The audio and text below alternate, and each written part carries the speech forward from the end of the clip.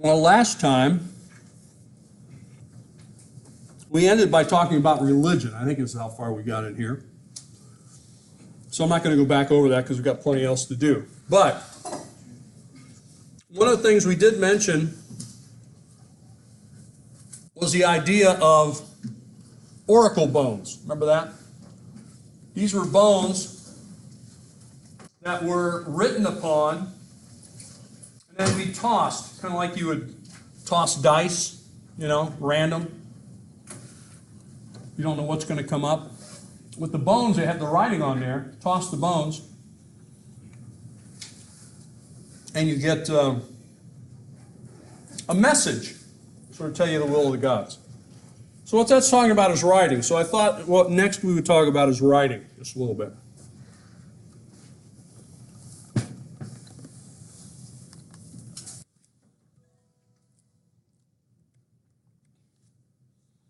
So writing begins to develop, and we've seen it in different parts of the world now. First, it begins, as like we said, at Sumer, around 3000 BC, roughly. And we saw it in Egypt with hieroglyphics. We did have a kind of writing in Indus River Valley, but it's never been deciphered, and we don't have a lot of it. But here in China, we have quite a bit of writing. But it's later than both Egyptian and Sumerian writing, but it's pretty early. How are they writing? Well, they're writing in pictographs. They're writing on bamboo. You guys have probably seen bamboo, right? It's a long, tall, thin, reed-like plant. They would cut that plant and slice it, much like they did in Egypt with papyrus. And then they would put that together into sheets of bamboo, paper, in quotes, I guess. Just like they did it with papyrus, put it in sheets together of papyrus. By the way, sheets of papyrus, papyrus is the word where we get the word for paper, right? You remember that. So those bamboo writings, the writings on bamboo, not much has survived. It's not because the bamboo is not a good substance to write on, it's because the climate in China is a lot different than, say, in Egypt. So papyrus has lasted a lot longer in Egypt, not because the papyrus is more durable, but because the climate is drier. So therefore, the papyrus survives. Well, here we see them writing on, again, another bone, in this case a shell, the shell of a tortoise. So you could write or inscribe on stone, on bone, maybe on metal, on a plant kind of stuff like bamboo. By the way, later in China, during the Han Dynasty, they will actually invent the first process to really make what we would call paper. They took basically a bamboo stalks, put it in a big vat of chemicals. Excuse me. And that would dissolve it and get all the fibers in it, and then they would take that, heat it up, and then they would pour it through silk cloth, silk screen, and all the fibers would get caught on it, and all the liquid would go through, and you'd have a sheet of paper. That's still basically the process the way we do it today. Of course, it was very mechanized today. Well, anyway, the way they're doing this is they are writing with pictographs. Pictographs. Picture writing, you might think of it that way.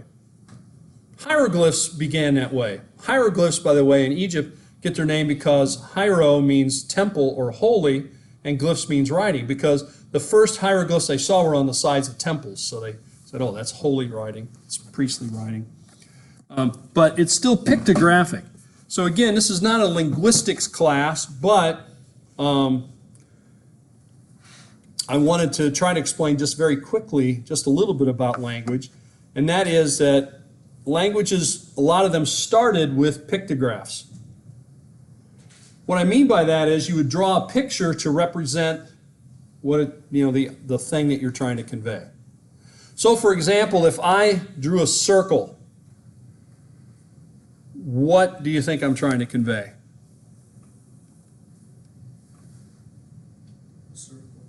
A circle, yeah. Well, maybe. A pizza. A pizza! Ooh, now you're thinking.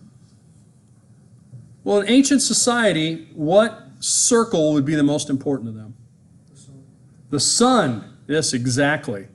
So normally in ancient writing, ancient pictographs, whether it's Egyptian, Chinese, or others, often, the most important things are there. Like a circle often means the sun. Now, if you're going to carve a circle onto, say, a tortoise bone, or on a stone or something, it's kind of hard to make that circle in something that's, you got to dig into.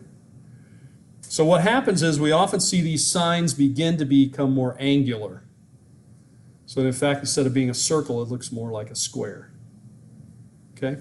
Now, that's the mechanics of how you make it. And that can change over time, and these signs can sort of, evolve or change over time.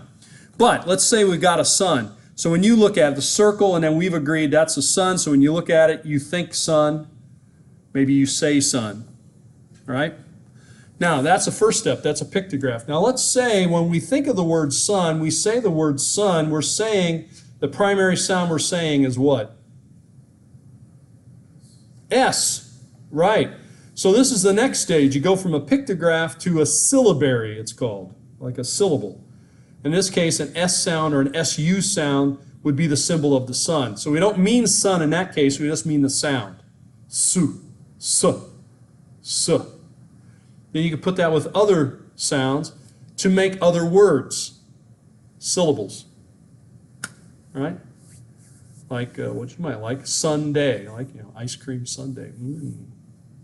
So, putting the sounds together, because some things, especially concepts, are difficult to represent with a picture. Like, say, love. How do we represent love? Well, I know how you guys represent love. A little emoji heart. Right? Now, how do we ever decide that a shape that looks like this is a heart? You cut a heart out of anything, it doesn't look like that. Right? I mean, a heart's round. But we have that shape where it goes up. That's a heart. Now, not only have we decided that that shape means heart, but we've also all agreed that heart then equals love. Right? If I put I heart this, I heart, and I put a little picture of Xerxes or something, I heart Xerxes, then you get the idea. I love Xerxes, or I love pizza, or whatever it is. So we've made two different agreements there. We've made an agreement, first of all, that the heart is going to look like, the heart is this shape, represented by this shape, which no heart has ever been shaped that way. No real heart. And then the second thing we have made an agreement upon is that that shape of the heart not only just means heart, but it means love, affection, or whatever. Because we've decided somehow that the heart is the center of emotion, and that a heart is represented by this little symbol. Okay? So emojis are in their way pictograms. But you see how a pictogram can also then become the root of an idea. The heart not only represents heart, but it also represents love.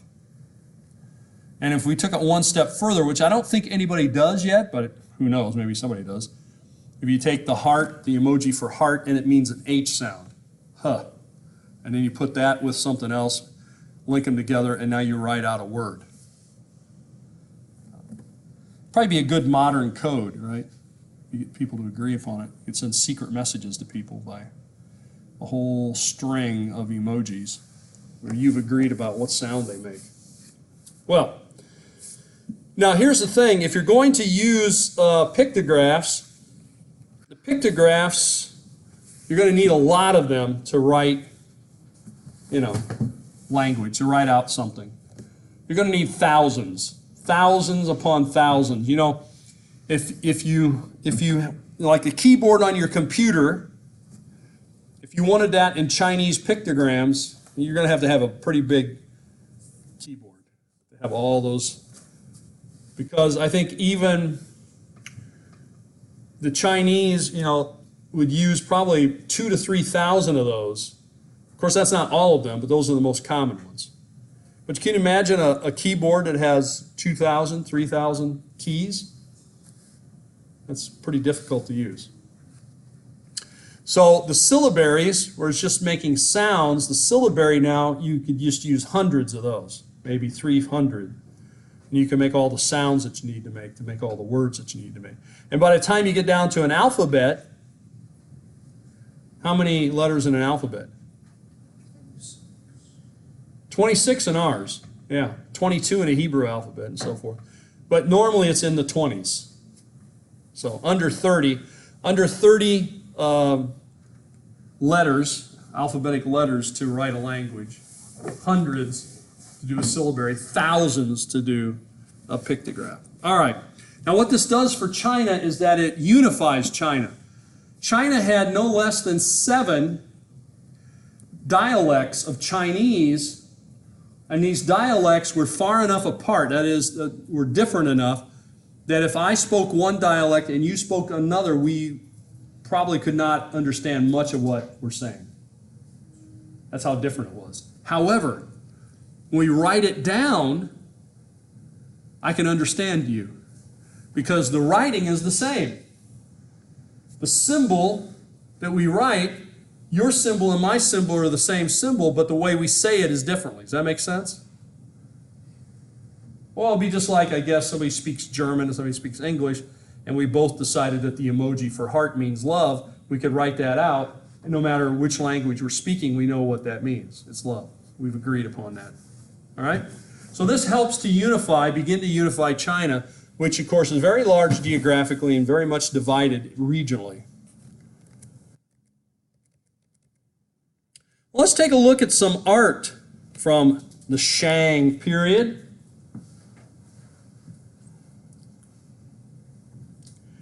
Notice that the Shang are very good at using bronze, especially casting bronze.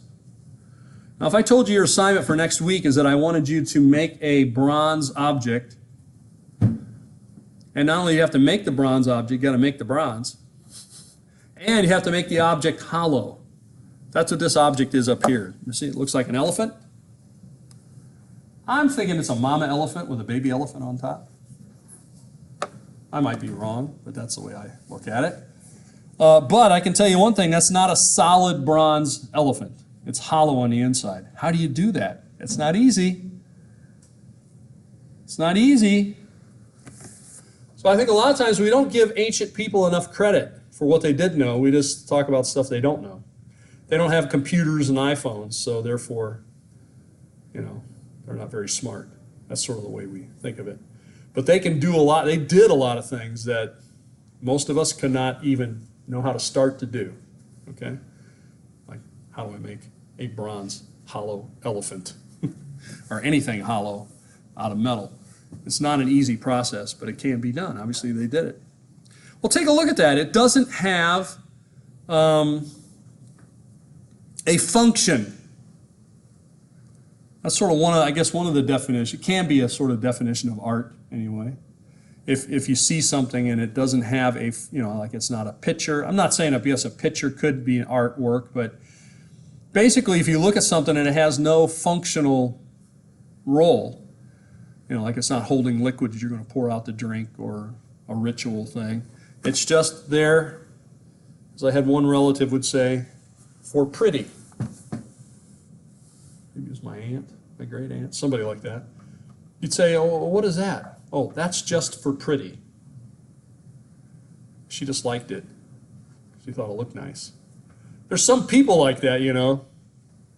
They're just for pretty. You don't want to talk to them because once you start talking to them, you find out, oh, that person's just for pretty. Well, no one around here, of course. I'm just talking hypothetically. Now, They would make the bronze, and how do you make bronze? What is it made out of? You remember? Copper and tin. Yeah, just a small amount of tin, and quite a bit of copper can make that copper much harder, much more durable. For example, if you had a piece of copper that you made into a knife, let's just say to cut up vegetables or whatever, or a copper axe to try to chop down wood or something, chop down a tree, it's not going to work very well because the copper, if it's a knife, it's going to get dull very, very quickly. And the axe, you're trying to chop down a tree with a copper axe, it's going to start to bend and lose its edge. Okay? But you put a little bit of tin in it, and now you have a bronze knife or a bronze axe or tool. Now you got something that'll hold its edge. So it's developed for military purposes, tools, but also religious reasons, and sometimes just for pretty, just for decoration, just for art. I like that elephant. I like those designs on it. I like the little one up on top. I don't think you're ever going to find a little elephant up on top like that because they're not going to want to be up there. And probably the other elephant wouldn't want them up there. Well, another thing is glazed pottery. The Chinese, during this period, began to perfect the idea of making pottery with glazing on it. What do we call that today in the United States? Glazed pottery. Yeah? Ceramics. We've got another name for it. Highly glazed ceramics. Maybe your grandmother has some. China! We call it China, don't we? Why? Because it came from China. That's how I got the name. I imagine somebody you know, your grandmother, your mother, somebody, has what used to be called a China cabinet, a place where it's stored in the house. And let's say when you were a kid, you went over there and you're going to eat your Cheerios, and you open that door up and you got out a bowl and you started putting your Cheerios in there. I bet somebody said something to you. Like, we don't use that for Cheerios. You don't touch those bowls. You don't touch that. That's the good China. Okay? And that's for special occasions like Thanksgiving or, I don't know, some big event, right? What's it really saying to you? That's for special people, and you're not special. No, that's not what she meant. All right, jade pieces. You see the jade down below. Jade can come in, it's a stone. It comes in a variety of colors. Often green or a variation on green, but also this kind of, I don't know what you call that color there, sort of a reddish brown. So it can have a variety of colors. These are often used, and they have geometric patterns like you see here, the lines going up and down. Whereas up here it's zoomorphic because it's zoomorphic means shaped like animals, like the zoo, right? But sometimes these are ceremonial or religious. They felt that jade had a kind of power, like some people today think crystals have a power, right? So they take a crystal and they touch it to something, or I don't know what they do with it, but they have a crystal, wave it over you, and then it's supposed to make things better. Well, that's sort of what they thought about the jade. The jade maybe have healing properties. Your shoulder hurts, we touch it with the jade thing, your shoulder will get better. Oh yeah, it's starting to feel better because of the jade, that kind of thing. All right? Let's go to the Zhou dynasty. 1027 to 221. Rise to power as feudal lords. Remember last time we talked about the feudal system? Remember that? And remember I said if you had a very strong leader, very strong ruler, then the feudal system worked pretty well. But when you started to get weak ruler, that meant that this is going to start to fall apart. People are going to challenge it. Well, that's really what started to happen. The Zhou dynasty comes about because the Shang dynasty is beginning to decline in power and influence. And so they're going to use their influence as a feudal ruler to come to power and make themselves the emperor and start a new empire. Now, the Zhou dynasty, you see, lasts a long time, about 700 years. That is a long time. It's divided into two big periods. The first one, usually called the Western Zhou, bless you, lasts about 250 years, and this is when they're the most powerful.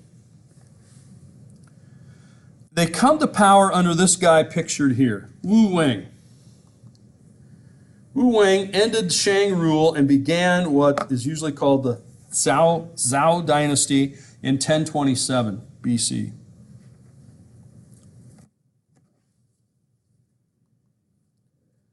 The feudal system doesn't end, it's still there, but it's just have a new emperor now. But you remember last time when we talked about the Shang dynasty, you remember we said, how do you determine that I'm the emperor and you're not the emperor? I say, well, I'm the emperor, you're not the emperor. And you say, well, why are you the emperor and I'm not the emperor? What would the answer be? You remember? Yeah? Gods chose me. Yes, the gods chose me. So in other words, if you don't like me being the emperor, well, take it up with the gods because they made me emperor. Now, imagine that when the Shang fall and the Zhou becomes emperor, somebody starts asking the question, wait a minute, we thought the gods made the Shang emperor, and now you're the emperor. Wait a minute, that goes against what the gods want. So they had to deal with that. Anybody know how they dealt with that? Yeah. Said that they fell out of favor with the gods. Yes, exactly. And they had a name for that. What'd you say? The mandate of heaven. Exactly. Mandate of heaven. It's almost like he read the chapter ahead of time. By the way, reading the chapter before the lecture does help. Because then when I get in here and start rambling on about stuff, it might actually start making some sense. Because you go, oh yeah, I read about that in the chapter. Yes, mandate of heaven. So the mandate of heaven, that's my next slide. Either that or you were copying, you saw my slides, you stole my stuff. I didn't think you worked for the tech people. I don't work for anyone. Yeah, I know. You're independent contractor. Anyway, mandate of heaven theory basically has to deal, this is sort of, you might say it's created. I mean, it is a theory that comes about because they have to explain if the Shang dynasty was put in power by the Shang gods, then how can we, the non-Shang, now be an emperor? The Shang taught that only they could rule, and their supreme god, Shang Di, had put them in power. I guess my answer to that would be something like this. Now, I'm sure your mother has never said this to you like my mother said to me. I'm going to start a phrase, and let's see if you can finish it. Perhaps your mother at some point might have said something like this. I brought you into this world. Ah, you have heard it. I can take you out of this world. What's your mother saying? She's saying she's going to kill you in a nice way, or maybe not such a nice. She's saying, I gave birth to you. I brought you into this world, right? And she's saying, I can take you out of this world. I can kill you. My guess is when your mother said that, she probably wasn't very happy. I wasn't listening in like he does. I don't have all that technology. But I'm just guessing that if somebody says that to you, like your mother, she's probably not very happy at that moment, with you especially. And if she's not happy with you, she may not be happy with others. And you know what they say? If mama's not happy, nobody's happy. Yes, you see, so some of this stuff you guys know. I don't know if you know it from just hearing it or you know it because you experienced it, but let me just say, sometimes those sayings have a lot of truth. If mama's not happy, ain't nobody happy. That's pretty true. Okay, so in other words, don't upset her. That's all I'm saying. Be nice to your mother. Is that such a radical idea? Well, sometimes it is. Anyway, so yeah, that's what they're saying. The gods made the Shang emperor, but guess what? The Shang gods are not stuck with those Shang dynasty. Because if they're not doing a job, if they get mad, I'll just take it away. I made you emperor, I can unmake you emperor, and I'll make somebody else emperor. And that's what happened. So the Zhao said the right to rule is granted by the god, but also the right, since it's granted, it doesn't mean it's inherent. They granted it to them, but they can ungrant it to them, if that makes sense. Okay, see what I'm saying? So that's where that's coming from. Mandate of heaven. By the way, look at that piece of bronze. I think it's an incense burner. I mean, that's pretty fancy stuff. Pretty elaborate. Now the Eastern Zhao. You want to know how to write that in Chinese characters? There you go. Hopefully you don't tell me I got them backwards. No, it looks okay? All right, good. Yeah. Thanks. Okay, nomadic attacks. Remember we talked about the nomadic attacks from the north and from the west? That's what starts to happen. And weak kings. So why did the Zhao dynasty change? Why does it go from west to east? It's basically contracting. It's getting smaller. Why is it getting smaller? Because there are attacks on its borders, especially in the west, somewhat in the north, and so they have to contract to the east. So now they're called the Eastern Zhao for about the last 500 years of their time there. But we do see that there are some weak kings. Things begin to fall apart. The Zhao are forced to move east. There's much infighting amongst the warlords because remember, when you have a weak king, you have other people vying for the power. And it finally gets to the point that the Zhao are only there as figureheads. Sometimes I've had students ask me, well, why would you bother having an emperor that's just a figurehead? If the emperor's not the emperor, just get rid of the emperor, right?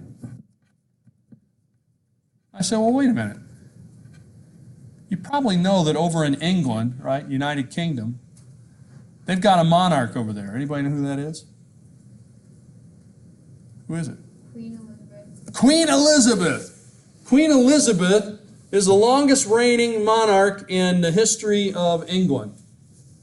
I think she's been queen almost 80 years, 70, more than 75, I know. And I think she's like 98, 97. She's in her 90s. She's pretty old. And she's been ruling since she was a teenager, roughly. So back in the early 50s, I think, is when she became queen. 52, I don't know. I'm not an expert on that stuff. But anyway, you get the idea. She's been queen for a long time. But guess what? What would have been? Her grandmother, I think it was Queen Victoria. Queen Victoria had real power.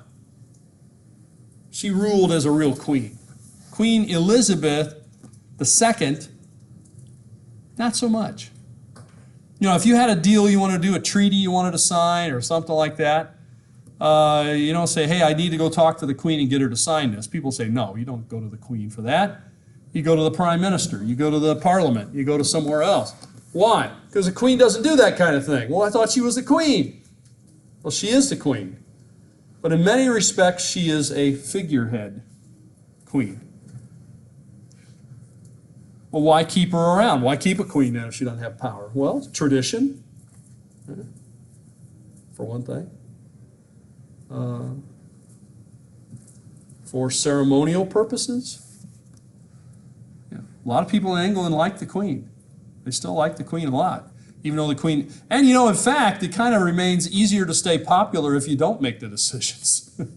Making decisions kind of makes you a target, right? This is why maybe you go to your mother and say, can I do this? And your mother might say, if your father says it's okay with me. So what does that mean? Mom has passed the buck. And then you go to your father and you say, well, Mom said I could do it if you agree. And he says, well, I guess if it's okay with your mother, it's okay with me. And so there you go, you get to do it, right? But that's kind of passing the buck, and this is what happens. And it's easier to stay popular if you're not making the tough decisions. That's all I'm saying. Anyway, that's what happens. And so the Zhao have this figurehead of an emperor. Other developments that they have. Well, we see that the feudal overlords are declining. Everybody sign this? Looks like everybody's here. The feudal system is kind of declining because the power of the aristocrats is declining, and also they don't want to like to do some of that work they're supposed to do. So what happens? They begin to turn that work over that they don't want to do to professional administrators. And if anybody knows me, you know how much I just love administration and administrators. I mean, it's my favorite thing to, if I find out, I get a message, an administrator wants to talk to you. I'm like, oh, yes. No, you don't think so? I thought I said it convincing. I thought I was a pretty good actor on that one. I guess not. Anyway, yeah, administrators. So basically what happened, this work has to be done. I don't want to do it, so I get you to do it for me. That's, you know, a sort of bureaucrat, administrator. And then what happens is, as people figure out that you no longer are the one that's actually making the decisions and doing things, then you lose more of your power. See how that would be? By the way, on that note, let me just give you this piece of advice. No matter where you end up working or what you're doing, make friends with the administrative assistants, whatever they're called where you're working. Those people can make your life a lot nicer or not a lot nicer, depending on, you know, how you treat them and how they treat you. And they have a lot of power. They're the gatekeepers. You know, you don't get to talk to somebody, they can make sure, you know, you don't get that meeting, that memo doesn't get to who it needs to go to, and so forth. Or they can make sure it does. So just a little advice. Sometimes I give you a little advice. That's got nothing to do with the class. That won't be on the test. All right. Another thing that begins to happen, and we haven't really talked about this, is that there's a decline in serfdom. Serfdom. Looking at this crowd, I can see when I use the word serf, you think up. Serfs up. You're thinking hang 10. I knew a guy that used to hang 11. He had like an extra toe off. It was really weird looking. I said, why don't you cut that thing off? But he didn't. He could hang 11. He's the only guy I knew who could hang 11. That's not the kind of serf I'm talking about. I'm talking about serf with an E, not serf with a U. And what is a serf with an E? Yeah. A serf is basically a peasant or someone who Okay. is like a servant or, you know, Right. the commoners. Right. The ones that are beneath the nobles and the Right. knights and all. Right. That's In good. the feudal system, they're very low, and they're the ones that work the fields. Right. Work the fields very low. Anybody got anything to add? There's something else you might add. They are slightly different than a peasant. I mean, they are peasant-like, but technically a little different than a peasant. They do work the fields. A serf is similar to a slave. Okay? Not exactly the same. But a peasant, you know, the peasants are free. Peasants can move around. Now, of course, they're not very rich, so they're probably not going to move very far. But what I'm saying is a serf doesn't really have freedom. So how does that work? It works basically like this. Let's say I've got a piece of land. That piece of land is not worth too much unless somebody is working it. You know, if I had 100 acres and I don't have anybody working those 100 acres, then those 100 acres don't produce any food or anything. No money, they don't really do me any good. But what a serf is a person who is tied to a piece of land for their life, and their children are going to be tied to it. So in other words, you work this plot of land, and I own this plot of land. I don't own you, but you are obligated to work this piece of land. Basically for free. You get enough food to feed you and your family, and not much more. And I get everything else, because I own the land. Now, if I sell the land, give the land away to somebody else, you keep working that land, and you just do it for somebody else. So it's technically not a slave. A slave would be a person who is owned by another person. Technically, serf is not owned by the person, but they own the land and the serf is tied to the land. So it's not a lot different. But what we start to see is it begins to decline at this period, and that these serfs are liberated, may get more freedom, and are actually given a little plot of land that they can work on their own. Because of that and a few other things, the yield begins to go up. That is, the fields are more productive. Okay? And there's prosperity, and which means, people can move off the farms, and they can begin to specialize a little bit. Iron plows and fertilizers are going to help. And they begin to grow soybeans, becomes a very important crop. You ever eat any soybeans? I bet you do. You just may not in a form that it gets put into a lot of stuff. Soy. Well, you guys kind of look like tofu eaters to me. Tofu is made out of soybeans. That kind of white, rubbery stuff. Won't be any of that on my pizzas tomorrow. Unless you bring it and you want it. If you bring it and you want it, I'll put it on there for you, but you got to eat it. Tofu is basically like a sponge, It'll just absorb any flavor that it has, and then sort of it takes that flavor. I can eat it if I put a lot of soy sauce on it. Or something else to kind of hide it. So it just becomes a chunk of something that you eat. Well, anyway, soy. It's delicious. But it does get put into other things to kind of thicken things up and things like that. So you probably eat it on occasion. I grew up in Indiana, so I know about soybeans. Even though it's a Chinese crop, we grow a lot of it in Indiana. Cornfields and soybeans. Beans and corn. Beans and corn, corn and beans. And the kind of beans are soybeans. Well, let's take a look now with people moving to town and a higher yield. We start to see the growth of intellectuals. For example, here are stones that are inscribed. Kind of hard to see it, but they're actually inscribed with Chinese characters that have the teachings of Confucius. This is sometimes called the 100 Schools of Philosophy. There were lots of different philosophers, the Zhao had a lot of problems with, the economy and other things, and so some of them thought, well, maybe these philosophers can give us some answers. And so they did.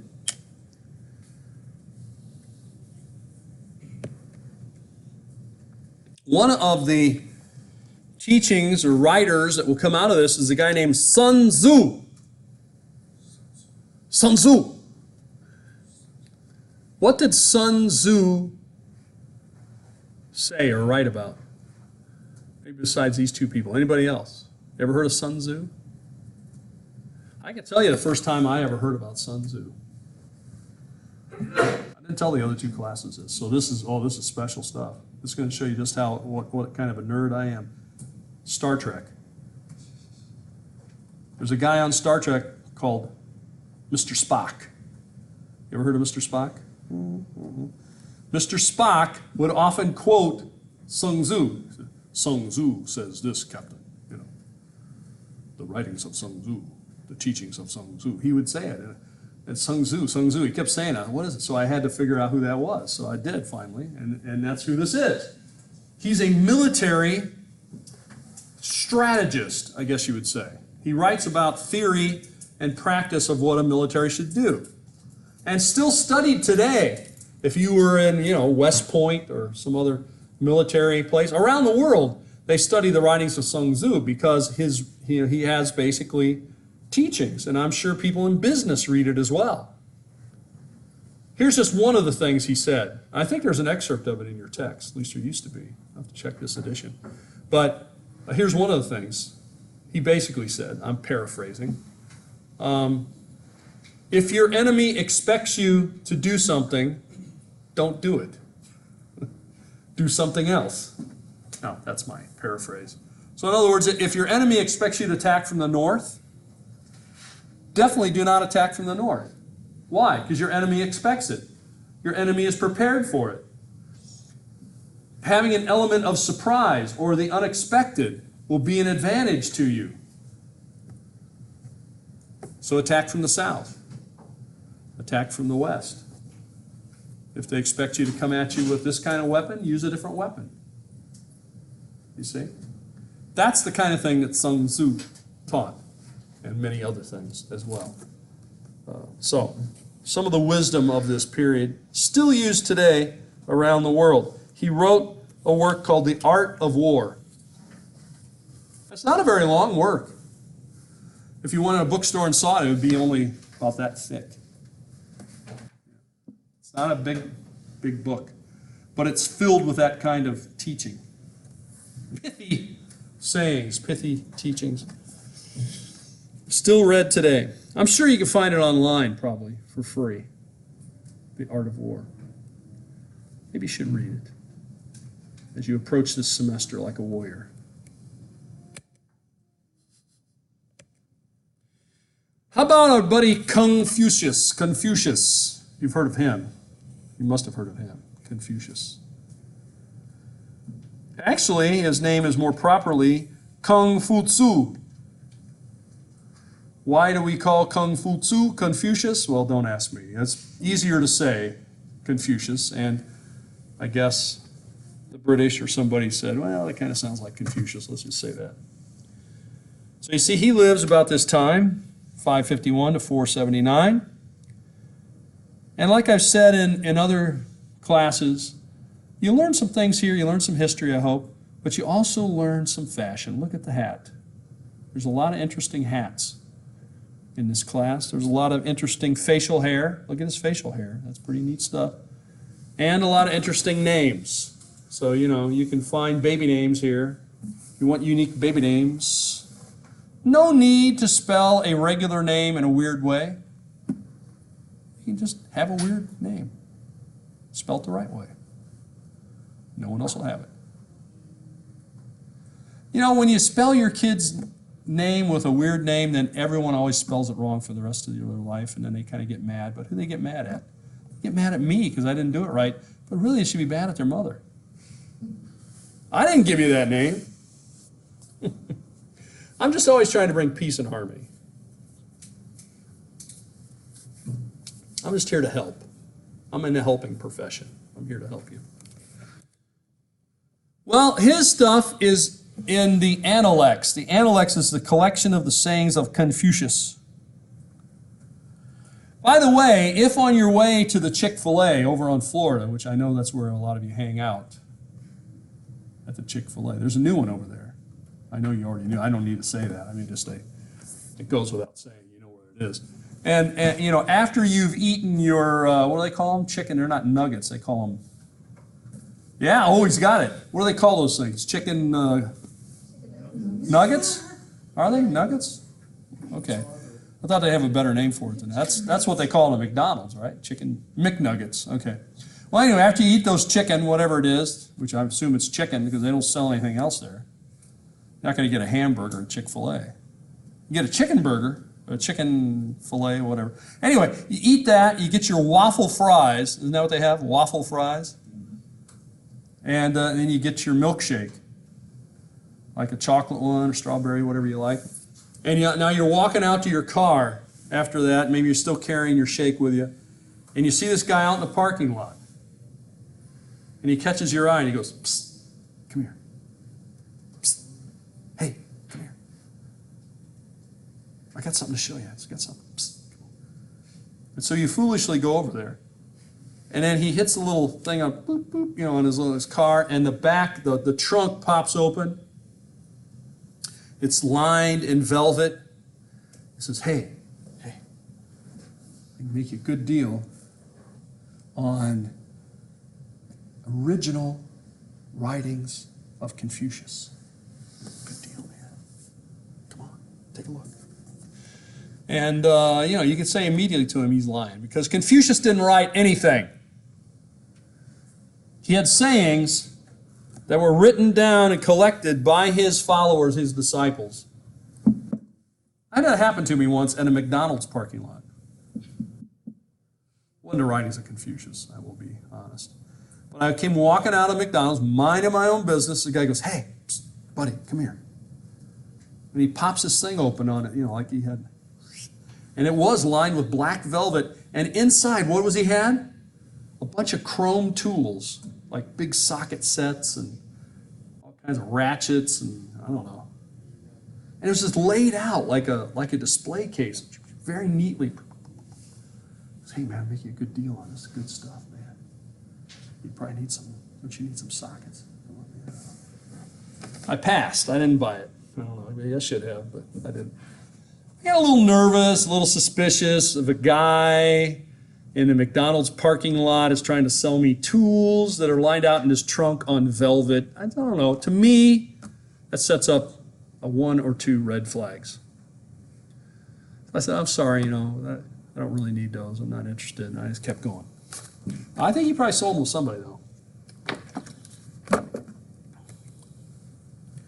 Well, what does Confucius teach about? Ethical teachings, moral teachings, what we might call oughtness. We don't use the word ought much, do we? Ought? Do you use the word ought? How many times have you used the word ought in the past week? 0?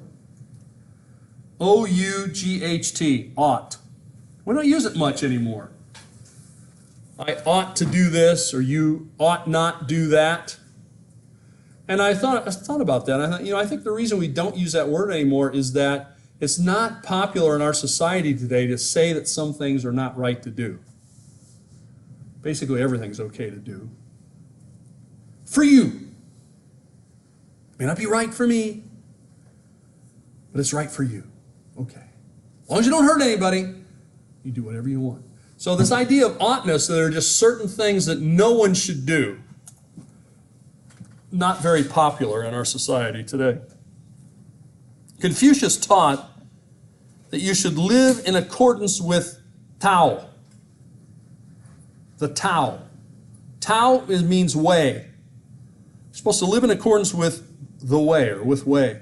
What does that mean? Well, that means that there's a certain path, a certain way in which you should live. There's a certain route in which you should go.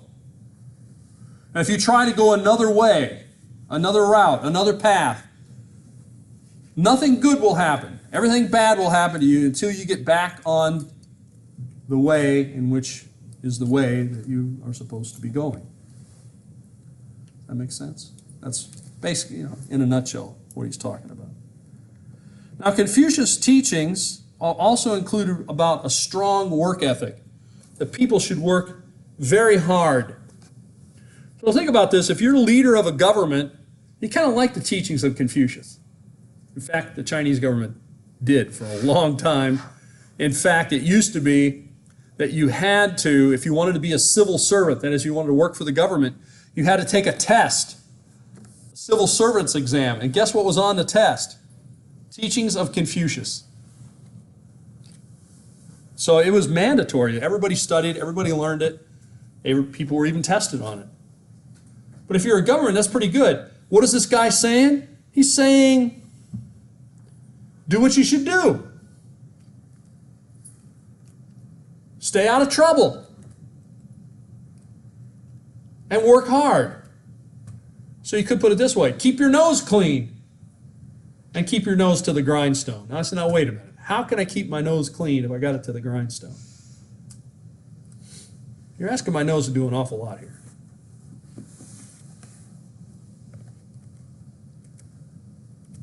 Well, how about Menicus?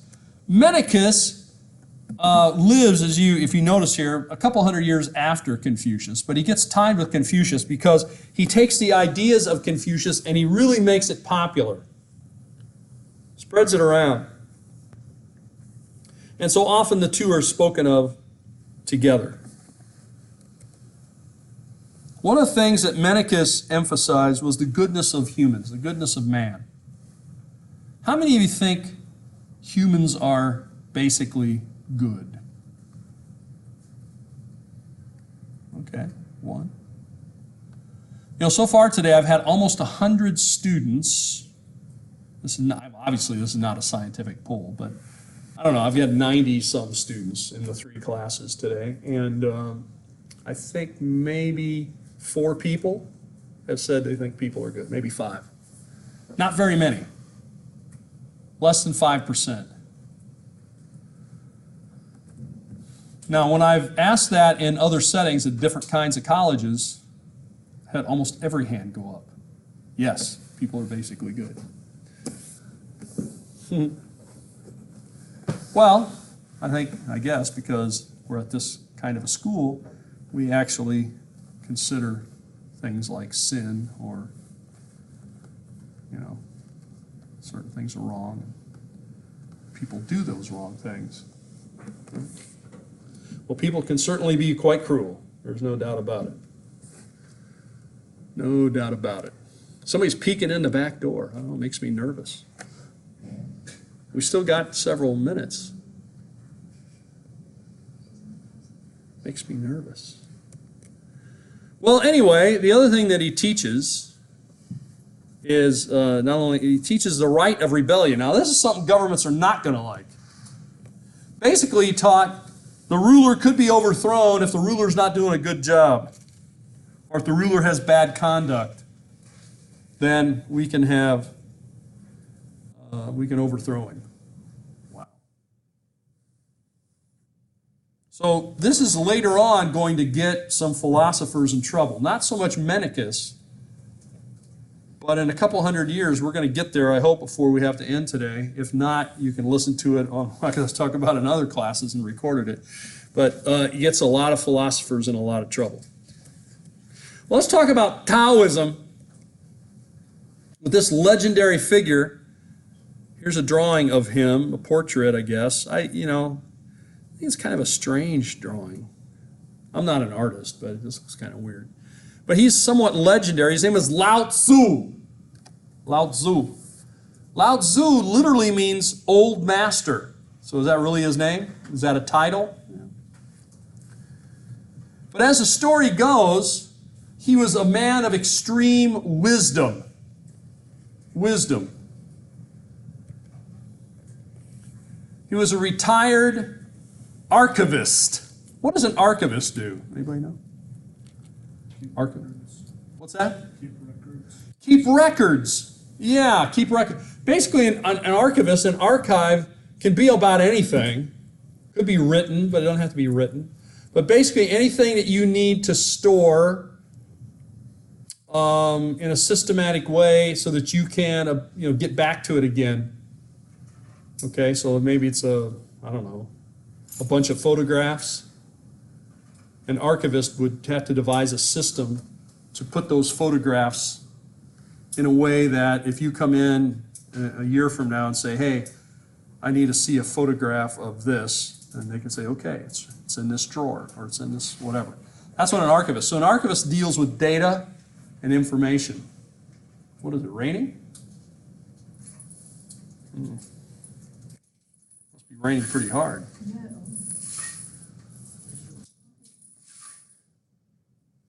So at any rate, he gets one last command, one last order from his boss. What does his boss say? Well, we know how wise you are. We've heard about your wisdom. Before I will allow you to retire, what you have to do is write down your wisdom. Write it down, and then you can retire. And then he does. And he heads off into retirement, into the hills, and is never seen again. That's sort of the way the story goes. Well, the thing that he writes is called the Tao Te Ching. Tao Te Ching. Tao Te Ching. The Tao Te Ching is the way of the Tao. And we already said Tao means way. So I guess you could say it is the way of the way. It is the way in which you should live in order that you are living the proper way, or the way that you're supposed to go. But that was too long of a title, so we just call it Tao Te Ching. That's only 3 words. That's a lot easier. So basically, it's the right way it's the way you should live. You ought to live this way in accordance with the way. So let's take a look. The next screen here, if the guy out in the hall will let me continue, is just a few basic teachings of Taoism. First of all, and you know, basically when I read these things, I think, you know what? This would never go over in the United States today. I mean, not with very many people. After I go through the list, see what you think. The first one is this. It's basically surrendering. Surrendering your will. Do not struggle against the Tao. Just do what it is you're supposed to do. Be obedient. There's a lot of people in the United States today, they don't like that. They don't like to be told what to do. For example, if I told you that next week you must all wear a red shirt, you would probably make sure you didn't wear a red shirt just because I told you you had to, right? So I'm going to show him. I'm not going to wear a red shirt. Or if I said, oh, you can't wear a red shirt, then you might show up in a red shirt. So I guess if I want you to wear a red shirt, I tell you not to wear it. Then I might get you to wear it. See? Reverse psychology. But most Americans do not like to be ordered around. They like to be free. They like to do what they want to do. I'm going to do what I'm going to do. I'm going to do what I want to do. Don't tell me what to do. Okay? But he's saying you need to follow what it is you're supposed to do. All right, I don't think that's that popular. Second thing, he says that your greatest possession ought to be your life. What does he mean by that? Don't be drawn to possessions. Don't seek after things. That certainly doesn't fit too well in America. Most people want things. They want stuff. They want expensive stuff. They want nice stuff, whatever they call it. They want a house. They want a bigger house. They want a car. They want a nicer car. They want a phone. They want the nicest phone. You know, the new iPhones are out. Going to get yours? Have you pre-ordered yours? I hope you have. It's got 3 cameras on the back. I mean, that's better than 2. That's 3 times better than 1. Anyway, I don't know what those 3 are supposed to do for you, but it's going to do it, and you're going to like it, and you have to have it. I'm just telling you. I haven't seen it, but I know you need it. Anyway, that's the way we are. Life should be your greatest possession. He said, do not be seeking possessions. Wow. How about this? Let's say, I'd really like to have a boat. Because, I live in Florida, and everybody in Florida should have a boat, shouldn't they? And if I had a boat, look at all the water. Look at all these lakes I could go on. I could go out on the ocean. There's all kinds of opportunities if I had a boat. If I only had a boat, just think of what I could do. I could go fishing. I could just go out there and just float around, and it'd be so great if I had a boat. So you know what? I'm going to buy a boat. How much is the boat? Well, the boat's like $100,000. All right, I need a good one. So I get the boat. But to do that, I'm going to have to work a lot of extra jobs. I got to get extra money. Why? I got to pay for the boat. Then once I get the boat, I paid a lot of money for that boat. I really ought to use that boat.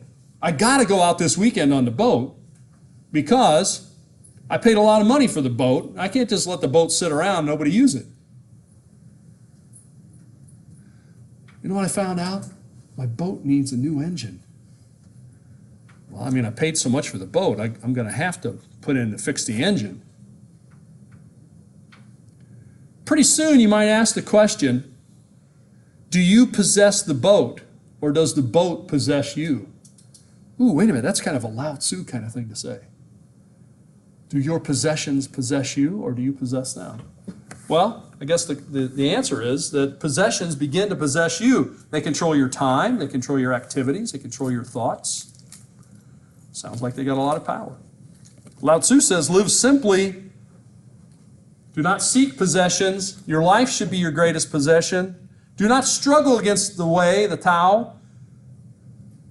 Don't want your own way. Want the way that you're supposed to go. How about this one? Despise glory.